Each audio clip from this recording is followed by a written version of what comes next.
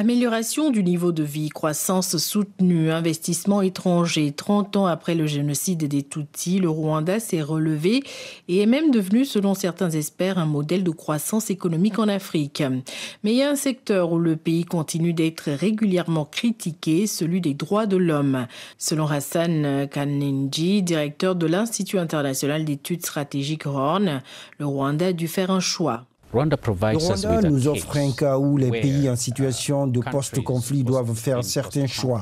Il semble que le Rwanda ait choisi la paix au lieu de la justice et qu'il choisisse le développement au lieu de la démocratie. Ce n'est pas vraiment une contradiction. Je pense que ce sont des choix qui sont façonnés par les réalités non seulement du continent africain, mais aussi de la plupart des sociétés post-conflit telles que le Rwanda. Depuis 30 ans maintenant, Paul Kagame dirige le Rwanda en limitant les liberté et en réprimant les dissidents politiques. Ce que dénoncent régulièrement les organisations de défense des droits de l'homme. Clémentine de Monjei est chercheuse principale à Human Rights Watch. Aujourd'hui, nous constatons que de plus en plus de personnes qui tentent de faire campagne, de se mobiliser pacifiquement, ou des personnes qui tentent d'attirer l'attention sur des questions liées à la pauvreté, aux expulsions de terres, aux questions sociales sont prises pour cible. Cela affectera l'héritage du gouvernement rwandais à l'avenir. Phil Clark enseigne la politique internationale et comparative à l'École des études orientales et africaines à Londres. Il estime qu'il est possible d'exercer une certaine influence sur Kagame dans les nouveaux partenariats internationaux que le Rwanda met en place. Le Rwanda est en train de s'affirmer sur la scène internationale. Il s'efforce de construire de nouveaux partenariats économiques et commerciaux avec des organisations internationales. C'est vers là que l'économie rwandaise s'oriente, mais cela donne potentiellement plus de poids aux acteurs extérieurs qui pourraient vouloir essayer d'influencer la situation des droits de l'homme à l'intérieur du pays. Quoi qu'il en soit, dans ce pays où 65% de la population a moins de 30 ans, il n'a connu que Paul Kagame comme dirigeant. Nul doute que le besoin de changement se fera ressentir, même si pour l'heure, le FPR et son leader restent très populaires auprès des Rwandais.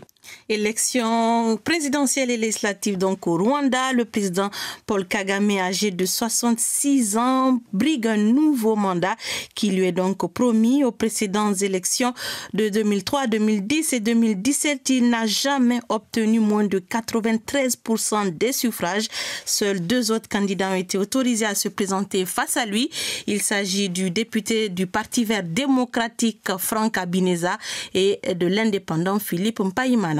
Plusieurs figures de l'opposition, dont Victoire Ingabire ou encore Bernard Ntaganda, n'ont pas eu le droit de se présenter en raison de condamnations passées.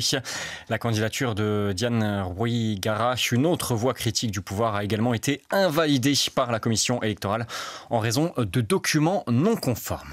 L'actualité en bref, en RDC, des affrontements entre militaires congolais et miliciens Mobondo ont fait plus d'une quarantaine de morts à Kindile hier dimanche, village situé à environ 130 km au nord-est de la capitale Kinshasa. Et selon une source sécuritaire, ces affrontements interviennent alors que la zone située dans la grande périphérie de Kinshasa connaît un regain de violence depuis le 10 juillet.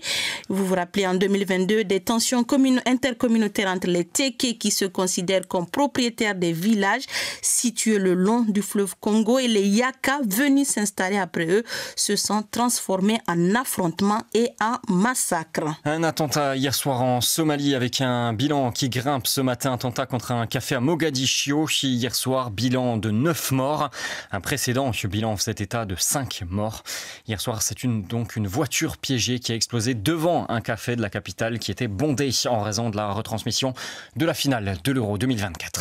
En bref, toujours au Kenya, la police s'est donné 3 semaines pour boucler l'enquête après la découverte macabre de corps de 8 femmes dans des sacs en plastique dans la décharge d'un bidonville de la banlieue de Nairobi. La police n'écarte pas les pistes de culte religieux, de tueurs en série ou d'un cartel de médecins crapuleux.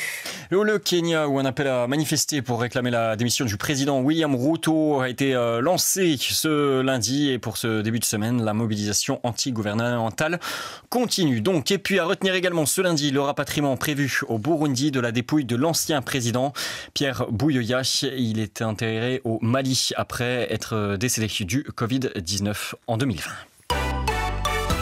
Rendez-vous sur Facebook DW Afrique.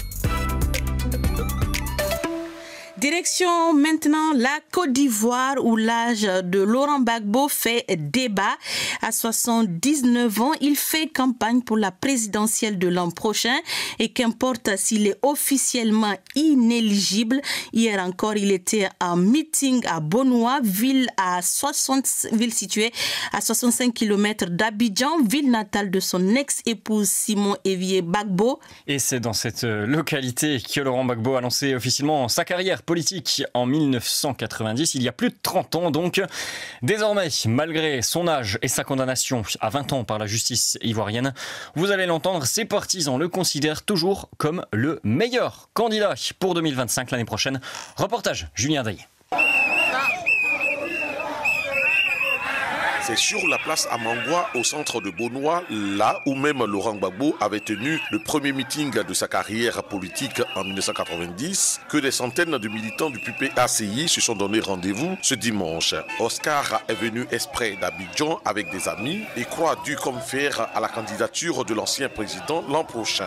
Nous sommes venus à Bonoua, moi et puis mes camarades, pour soutenir le président Laurent Gbagbo. Gbagbo serait notre candidat. Et bien, revenir à la raison pour intégrer le nom de Laurent Gbagbo sur la liste électorale. Tous tiennent le même discours ici. Vincent Kissi, le fédéral du PPACI de Bonoua, reconnaît bien que son leader est fragilisé par les nombreuses années de prison. Mais il insiste, Laurent Gbagbo n'est pas le plus vieux de la scène politique ivoirienne. Et tous le soutiennent, assure Vincent Kissi.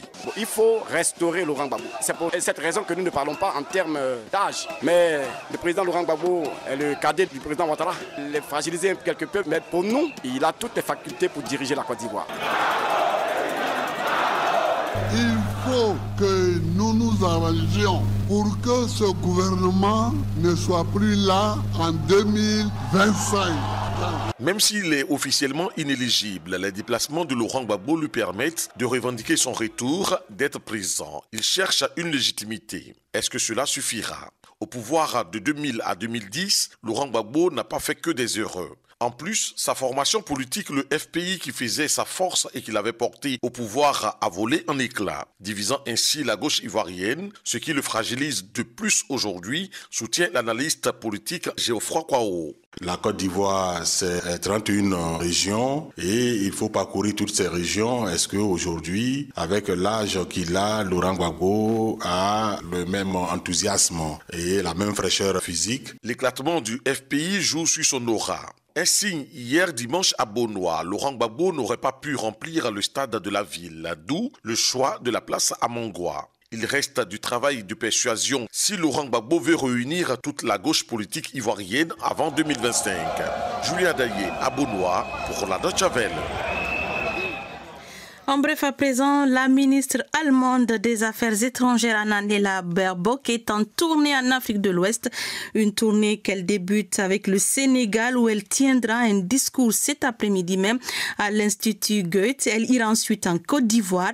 Cette mini-tournée entre dans le cadre de l'initiative du G20 Compact with Africa qui vise notamment à attirer davantage l'attention des entreprises allemandes sur le Sénégal et la Côte d'Ivoire. La diplomatie allemande décidément très active en ce qui concerne l'Afrique en ce début de semaine puisque se réunira aujourd'hui aussi à Berlin l'Alliance Sahel. La ministre fédérale du développement Svenja Schulze, cette fois présidente de l'Alliance depuis juillet 2023 l'an dernier, a invité les membres de cette alliance ainsi que les pays du Sahel, Mauritanie, Mali, Burkina Faso, Niger et Tchad afin de discuter de la poursuite de la coopération. Des échanges avec des organisations de la société civile de ces pays du Sahel sont également prévus aujourd'hui. DW.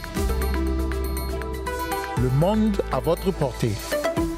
On vous en parlait déjà dans le Flash Info. Aux États-Unis, l'ancien président Donald Trump est attendu ce lundi pour la convention républicaine, marquant officiellement le début de sa campagne présidentielle.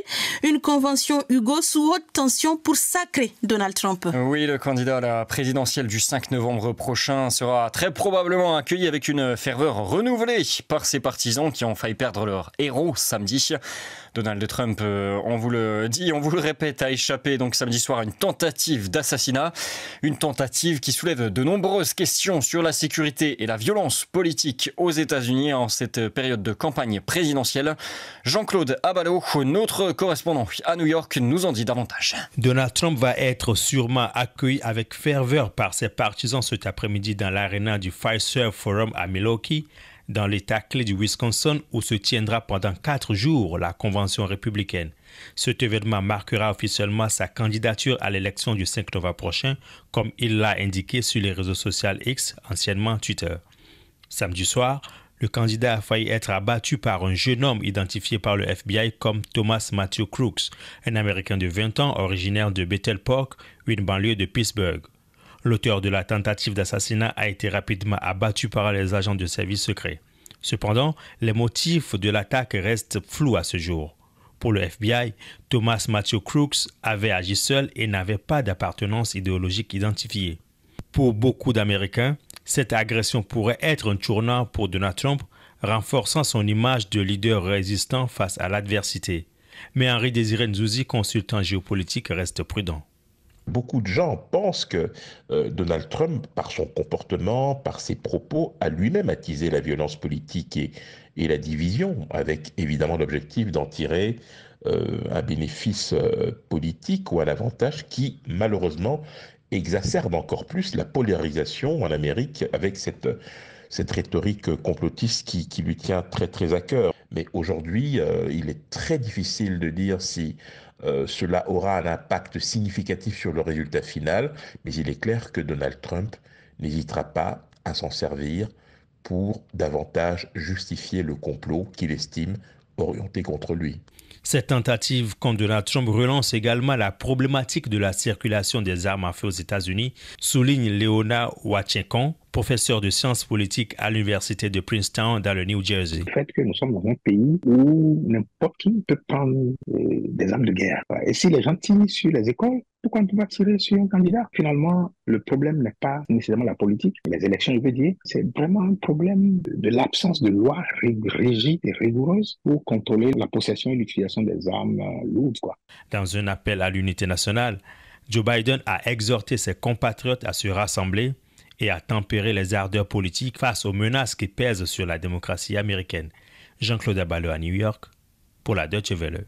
Et après cette tentative d'assassinat de Donald Trump, plusieurs chefs d'État et de gouvernement africains ont exprimé leur solidarité à l'ex-président américain. Sur X, le président sénégalais Bassirou Diomaye Faye s'est dit par exemple horrifié par l'acte odieux contre le candidat Trump. Les valeurs démocratiques universelles et la liberté de choix du peuple américain ne doivent pas être réduites au silence, a conclu le président sénégalais. De son côté, le président nigérian Bola Tinubu a qualifié la tentative de mauvais goût. Et pour Cyril Ramaphosa, en Afrique du Sud, il s'agit d'un rappel brutal de l'extrémisme politique et de l'intolérance. DW Info Matin.